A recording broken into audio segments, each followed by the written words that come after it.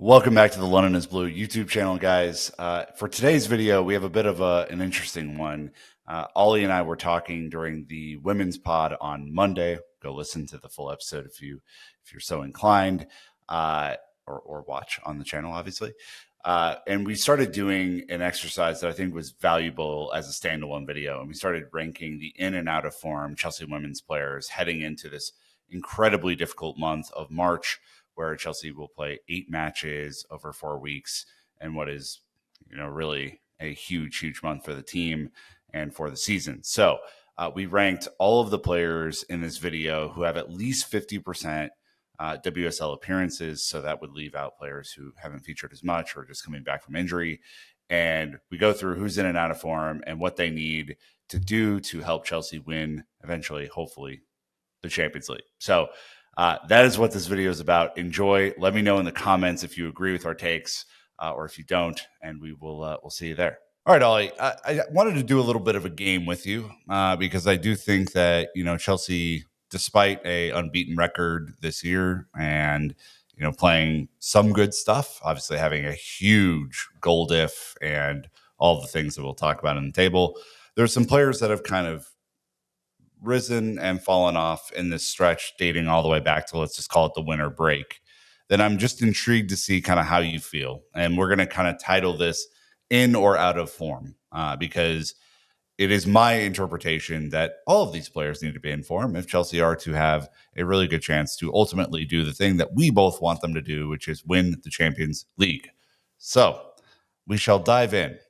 Guro Reiten. Thoughts and feelings. It's not been a huge amount of matches for her since the winter break. And I know that there's currently the injury concern, but in or out of form? Yeah, I mean, by Guro's lofty standards, I would say she's slightly out of form. And I think that is around load management and being relied on to score those goals. I mean, I think the peak of her season so far has been that penalty against Arsenal and stepping up in a moment where we really needed her. But I do feel like, yeah, she has been in and out of form, and I think in the last few weeks going into the international break, others have surpassed her in terms of that form. But you know her quality, and running Chelsea is also running Guro. So Yep. as we know from last season, Nick, let's run it back. Yeah, just the casual 8 goals in 3 games. That was fun. Yeah, I would agree with you. A little off the boil. She's running a 6-8 against Leicester. These are all sofa scores, by the way. 6-7 against West Ham, a 6-8 against Villa. Just not Pete Guro that we saw at the beginning of the season. Sjoeke Nüsken is actually second in our sofa score rankings. Guro was a 7.45, Sjoeke Nüsken a 7.37, tied with Lauren James and Lucy Bronze for the 2-3-4 spot there. Thoughts and feelings on her recent form? Yeah, I would say Sjoeke is our midfield at the moment, and that worries me slightly. I think there's Yeah. such a burden on her physically, but also mentally. We forget she's such a young player, but she plays with such maturity, and she does score goals, if not as often as last season. But yeah, I feel like she's one of the real leading performance makers this season, and I think she absolutely deserves to be up there. I'd say she's in there for like player of the year right now for me. Ooh, fascinating. 21 matches played, about 1,500 plus minutes, 5 goals, 2 assists so far for her, which is not nothing. Lauren James, obviously on a heater, been injured. I think has obviously not been playing as much. She's only 6 matches in the WSL played this year so far, and then only 1 in the FA Cup, 1 in the League Cup, and 1 in the Champions League. So this is 9 total matches for Lauren James. We haven't had one of our best players for most of the season. But she's putting in a 7-2 against Arsenal, a 7 against Villa, an 8-5 against Everton, and a 7-6 against Brighton. Obviously gets the equalizer. Offsides be damned. Thoughts on Lauren's performance as we head into winning time here?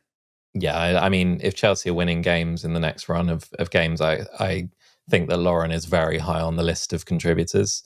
She, in the last few weeks, has really, I would say, earned the trust of Sonia in a way that we didn't see earlier in the season. I think there was a lot of stuff around fitness, but also around aspects of her defensive contribution that Sonia was kind of almost calling out in public, but not really. And now we're in a space where Lauren is like this complete contributor where she can contribute defensively and obviously is outrageously talented going forward. And I think what speaks volumes is as soon as she hit that free kick from 30 yards out today, you were expecting it to go in the top left, and almost like confused as to like why the net didn't bulge at the time. But yeah, I feel like she's on a great run of form right now. I think her and Sondi down the left hand side is frightening for any opposition, Yeah. and long may that continue. Speaking of Lucy Bronze here at a 737 as well. Lucy's been so much better than I anticipated this year. And I think, again, in this back three setup is protected in a lot of ways and is really functioning as a right center back. Had some really good performances this year. I don't think has dipped too much and made too many errors. Had to, I think 2 goals to assist on the season, about 1,200 minutes played. I think they've managed her minutes really well, and not kind of overcooked because winning time is still yet to come. But thoughts on Lucy, in or out of form? Yeah, I think she's absolutely in form. I'm with you. She's absolutely surpassed my expectations. I did have worries about her coming in. I'll be Mm-hmm. completely frank about that in terms of her output and especially her defensive frailties that we've seen for England, especially when she's out of position. But I think we've, as you say, structured the team in a way that's really helped her and where she has cover and where you can play to her best aspects, which are, going forward and being direct and aggressive. I think we still have moments like today where Fran Kirby completely roasted her, but I think any defender in the league can say that that's happened to them at least 1,000 times with Fran. But yeah, I'd say, yeah, she's been really solid. I would just caveat it with saying that I really want to see someone who we're coming to later, Ashley Lawrence, step up in this position, because I feel like Lucy really needs that person behind her keeping her honest and smart right now. And right now the gap between them is not insignificant. So that's something to touch on. Millie Bright has been excellent, indispensable captain, tremendous. I mean, like, I think has only made a couple of mistakes this year, that have really been glaring. But I mean, you look at 20 matches played, 1,800 minutes already. She's played every WSL match, and she's on that John Terry shit right now. Yeah, she's Chelsea, Nick. She is Chelsea women. Mm-hmm. Wears a heart on her sleeve, and she will keep you honest in a challenge, as many Brighton players found out today. But yeah, her passing this season, like the way she's pinging it to people and saying, "No, you control this. This is a great ball. You're controlling it." That for me is getting back to the levels that I expect of like peak Millie, and coming into this season we were worried about that injury and how she would adapt coming back from it, and she's just right back on it and being the captain we really need her to be, especially as all the defenders seem to fall around her. She's stepping up in a way that only a captain like Millie Bright truly can. After the second goal, she gathered everyone around very quickly and dished out some verbal.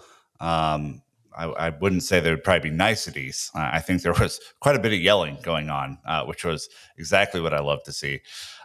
Look, I think Sandy Baltimore, to your Sjoeke Nüsken point earlier, is up for my player of the season right now. I think she's been excellent, and another player who I think maybe due to injury has been forced into playing more matches than we anticipated. She's already on 17 for the year, just over 1,000 minutes, 5 goals, 1 assist, and excellent volley. If I do say so myself today, that left foot is real trouble. Thoughts and feelings on Sandy? Definitely feels in form to me. I'd say signing of the season. Like, I Mm. to be honest, like you're talking about, she came in on a free, right? Like, I mean, she's outrageous value. Like, she can play so many different parts of the pitch at a very high level. Her feet are absolutely outrageous. Like the Mm-hmm. some of the interplay between her and Lauren down that left hand side, where they just look like they would like playing with their food at times, was great to watch. And as you say, the volley, her striking ability is brilliant, especially for someone of her stature. The way she gets her whole body behind the ball and hits it with such a clean, contact every time is just great. She's right up there for me, Nick. I knew that she was going to be good because when we saw her play Gotham in the preseason, she had these bright orange and blue Predators on. I was like, I don't think you get to wear those if you're not very good. I don't think they. I don't think they They take send them them away. to bad players. Yeah, give me your Predators right now. You can't. Those are not for you. I was like, okay, all right then. I will skip over Aaron because Aaron's been good this season, but I think this recent injury is kind of maybe disqualified from the in or out of form. And then we come to an interesting one, a player who started the season very well and maybe has not been very good recently, and I would put out of form, which is JRK. Blazing start to the season. Obviously, love that kind of forward role and found a left foot in the offseason, which was fun to see. I think it's struggling to adapt in the second half of the season, from what I can tell. And I don't know if you agree with that or not, but just hasn't been as bright to me. Yeah, I think she's a victim a bit of the experimentation that Sonia has been embarking on in the last kind of month or so, right? I think she was very solid in a role that she knew and kind of understood all the ins and outs of, that really she had the whole preseason to work through, and that was very clear. Yo-Yo strikes me as a player that needs a few weeks to work out a new position, and just to like feel comfortable in it and know those kind of trigger points and actions to work on. And I think just the nature of the experimentation that Sonia's had to make in the last few weeks in terms of injuries, and the fact that Myra hasn't been 100%, so she doesn't really have that reference point to work off. It's then been her and Aggie, who are kind of similar players in how they operate. I think that's been to her detriment. But as you say, she started like a house on fire, and I just want to get her back to that place where she's really comfortable in the role that she's fulfilling. And I think if we just simplified it and stopped trying a back three and maybe went direct in a way that Sonia has already called out after this game, and just played her into space, I think that's a perfect utilization of her. Because even today, where she looked kind of off color a bit, I'd say, she still was dangerous in the moments we played her in behind, right? And that is her game. That is where she fits most naturally for me, Nick. Yeah, I mean, 5 goals, 5 assists this year. Definitely could see those numbers come up a little bit before the end of the year. I mean, she did that chop on the left and just didn't quite have the right purchase on it today. But I'd say like just to we're talking about Aggie, and Aggie's a little bit down the list, but let's just kind of bring up Aggie. If I were JRK or anyone else in the team, I'd be pretty nervous right now because Aggie has been excellent to me this season. Took a minute to find her feet at the beginning of the season, but due to the injuries and I think just her being in form, she has played 22 matches already this season, just over almost 1,100 minutes, 7 goals, 2 assists, responsible for the second goal today, all over the place, trying to make things happen. Looks more natural on the right to me personally. And I think, if you do have a healthy Myra or a healthy Sam Kerr or a healthy Mia or someone who's more of a target option up top, then, she's going to be even more lethal because she does add that goal threat. But I think she's moving up my player of the season board.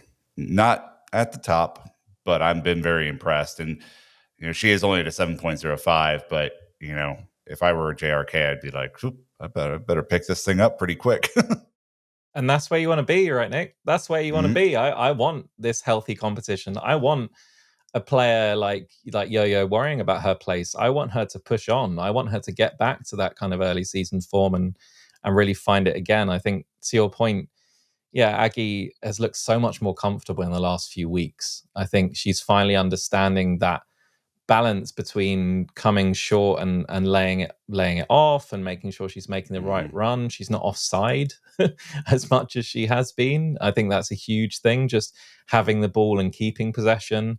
But also these moments where you can see it's down to confidence, right? Like, we've Mhm. called out already multiple times today the second goal. That's all down to her having the self-belief to flick it around the corner and say, I'm going to hold this off. I'm going to hold you off, and I'm going to lay in Myra. It's a lovely piece of skill, and we know she has that in her bag. And she's a player with so much potential, right? She exploded onto the scene Mhm. last season, and I feel like this season it was her kind of recentering, understanding what level was going to be her base and where she wants to work from and where she can get to. And I think what we're seeing in the last few weeks is she's currently in a much more comfortable place. And I think she can see where she needs to get to, and she's seeing those little strides she's making, and she's getting back up to a level now where, yeah, she is one of the first names on the team sheet, not just because of injuries, but because she's absolutely merited it. Yeah. I mean, throw in Natalie Bjorn here really quick, who didn't have a phenomenal start to the season. Let's just be very candid about that. It was not the best, but has really picked it up in the face of adversity lately, especially with the injuries, Naomi Girma signing. Depending on what Naomi's situation is and how well she can recover from this calf injury that is just not going away. This could be a very, very, very, very important player for us. I mean, she's registered a 7.0, a 7.8, a 7.6. She was huge against Arsenal a while back. 7.3. She's really started to pick it up and I think played into form rather than the other direction. Yeah, for sure. Like, going back to what we were saying about competition, I think that Naomi Goma signing, especially, world record, or is at Hmm. least championship record for us, coming in and in your position, it's absolutely doubtless who she's coming in to replace. And the first game after that is Arsenal, and she's announced before the game, and in that game she absolutely eats Leslie Russo for breakfast, and she is a really hard forward to deal with at the best of times. And yeah, just seeing her put out those performances is really great to see. I think it'll be really interesting over the next month, especially as Naomi gets back to full fitness, to see how Nat is used. If she even, gives Millie a rest in a couple of games where we feel like we can, that will be interesting to watch as well. But yeah, Nat is just a very, very solid signing, and Hmm. another Paul Green success story, right? It's harder to list the ones that don't work, to be honest. She just Doesn't fits. doesn't miss often, that Paul Let's not Green. miss. Um, Micah is an interesting one because I think early in the season, especially fall entering into winter, was unbelievable. You know, I think it's maybe dipped slightly, but then had a great international break and looked like maybe the some of the joy was back. She's being used in this pressing 10 role where she just causes all sorts of havoc and chaos and really does create a situation where all the rest of the players need to meet her level of energy, which is an incredibly hard role to deal with. Do you think she's playing herself back into form after a lull, or is this something we kind of need to watch? Yeah, no, absolutely. I think, again, it's one of those things where she's a player with immense potential. She's very young. She's trying to find her kind of niche for this thing, and I think just before the international break and during the international break, she found that real role where she wants to kick on, where she's this kind of 8-10 pressing Hmm. forward with an eye for goal, as we know. She's just got so much to her game, Nick. She's such a kind of complete talent. And I just hope that this ankle injury is just a knock, and she can come back as quick as possible. Because, as you say, it's great when Sonia can just wind up, these dynamo young players and just throw them on and say, we're bringing the energy back up to 90, 100%, and everyone else just has to get used to it. Because if you're Hmm. any WSL team, and I mean any, like even the ones around us, it's so hard to deal with that. Especially when you're talking about the talents of the likes of Vika and Micah as well. And we're talking about 4 consecutive matches against Man City coming up. And notably, she marked Hasegawa out of the game in the November fixture. So just throwing that out there that she will be incredibly important moving forward. 5 goals, 2 assists on the season for Micah, and scored maybe goal of the season so far in the Champions League, which was stunning, to say the least. An interesting one for me is Cat Mac. She's kind of not in form. And by kind of, I mean, she's not in form right now. I think she's had an interesting time, obviously coming back from a long-term injury. This is a player who didn't play football for the better part of a year and a half, 2 years, slowly being wrapped into, play. Was a super sub and then started games but didn't finish them, and hasn't played a ton. She's played in a ton of matches, but hasn't played a ton of minutes this year, only at 719 for the year. She's been productive in those minutes overall, 6 goals, 3 assists, but has not really found the center forward role, I think, necessarily perfect. And then is competing in the number 10 role with potentially Lauren and Micah and all the different combinations thereof. What are you making of Cat Mac? Is this a player who needs to kind of turn up in this last part of the season? Yeah, I think similarly, she kind of needs to find her role. Like we're talking about a player who, before that massive injury at Lyon, wasn't really first name on the team sheet other than when they had injuries. And then she took on the kind of false 9 role, 11 role for Lyon and absolutely went for it, and then got this really bad injury. She's come into a similar situation here whereby we've got this lack of forwards. We need someone to kind of play a role for us. I feel like Cat Mac right now is in that kind of special teams role where you need that like brilliant deliverer of the ball. You need someone who can hold the ball up late on to time waste or to see the game out. You need someone who can score, a great penalty. You need someone who can provide that delivery from out wide or, find a goal. And she just has this like brilliant, diverse skill set. And I think that's where she's filling in right now. I think in order to become a Yeah. starter again, we're going to have to play with a couple of 10s rather than a couple of 8s, because I think the defensive side of her game, while she can do it, is a tough gig for her. And I think in the way we're set up right now, if we had 2 10s, we had her and Micah, for instance, as we have done late on when we're trying to, just explode through a brick wall of a defense. I think that's where she is at her best. I don't think she's at her best back to goal, even though she can do it. I feel like she's best facing goal, where she is this brilliant creative outlet and she can find anyone anywhere. That's for me is where she's sitting. So she's in this kind of specialist niche role right now for me.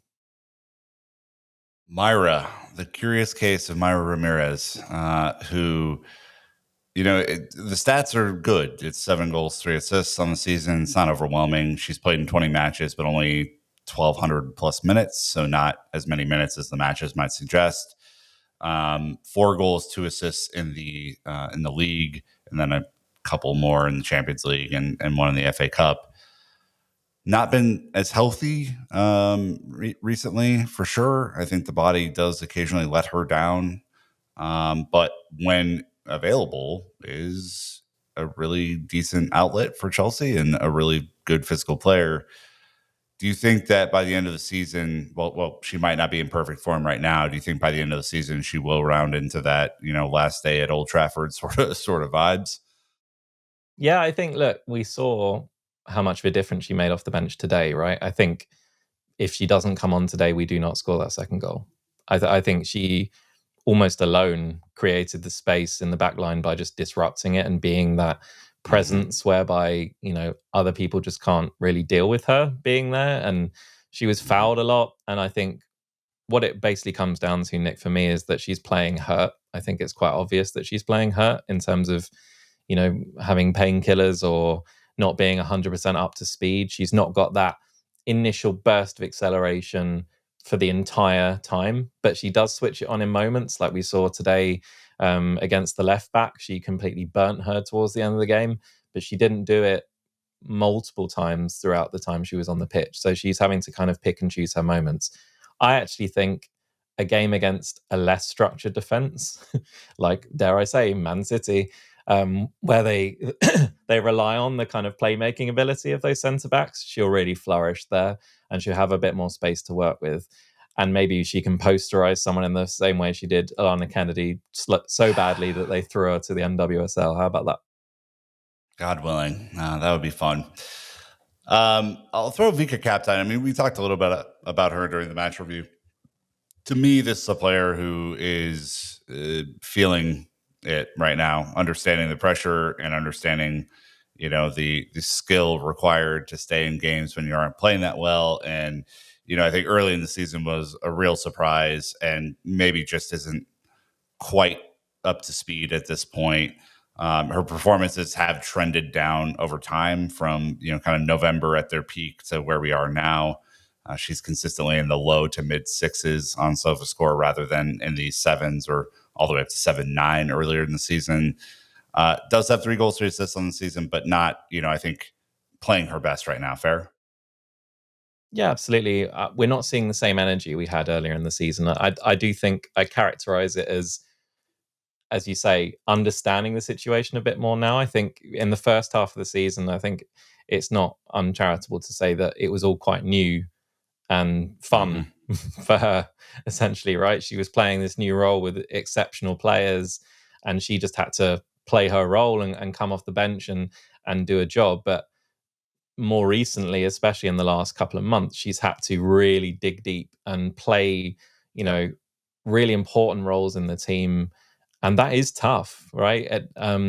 Even though, she's had Champions League experience at a very young age, she is a young player, and she's learning her role as well. And I think she has maybe been a slight victim of Kira Walsh coming in and us maybe adapting to her game a bit more, because that has meant that Vika has had to adapt, whether it be next to her in a pivot or coming on in front of her as an 8 or even as a 10. But I think that kind of versatility and quality and the fact she can shoot and score goals is a massive plus for us. And I think if we can use her and Micah, as I was saying before, off the bench in that kind of energy inducing quality, I think that's where she's at her best and where she can thrive. Hannah Hampton. Boy, interesting one. Again, definitely is not in form at this point in time. I think played better for England perhaps than us recently. She does have 10 clean sheets on the season and 11 goals conceded now across all comps, 9 and 9 in the WSL respectively. What's going on with old Hannah here? I think there have been a couple of uncharacteristic errors this season that may have dragged down some confidence. Like, what does she need to do to kind of get back into the low to mid sevens on SofaScore or get some more clean sheets, more importantly? Yeah, it is a weird one. I mean, even today, I thought we absolutely shouldn't have conceded that first goal. Nick, I don't know how you feel about it, but Hannah had, she was behind it the whole way, and she decided to dive. It was a Rob Sanchez moment, It and was, and that's not what maybe you that's want. it. Maybe she's spending Yeah. too much time around Ben Roberts, Nick. That's the complete and utter summary of the situation. But do you know what? I think I will her. stage my own form of protest, Ollie, my own protest outside the Bovril gate, just for that purpose alone, just the one goalkeeper. If we could not listen to a man whose only claim to fame is conceding our fastest ever goal at Wembley, that would be great. But yeah, I think she'll actually really benefit from someone of the experience and quality of Becky Spencer coming back to Chelsea. I think she might need to sit out a game or a couple of games, maybe not in a row, but maybe during the run, just to keep herself centered. Because I think with Z especially missing out, and now obviously the young Dutch kid is probably out to the end of the season. Katie Cox isn't deemed ready to come in. I think the fact that she's just going to be in it for the long haul is playing on her mind a bit. And we've seen errors of concentration, I'd say, not even necessarily confidence. I think she's just making the wrong decisions at times. And it's not just with her feet, where she's, world class. she's kind of making those wrong choices in terms of passes, but also like, coming for the ball sometimes is a bit of an issue. There's a bit of hesitation. I think Yeah. just sitting on the bench for one game maybe, or a couple of games in a run, might just allow her to get back that concentration, and maybe bring in like a Becky Spencer to talk her through it.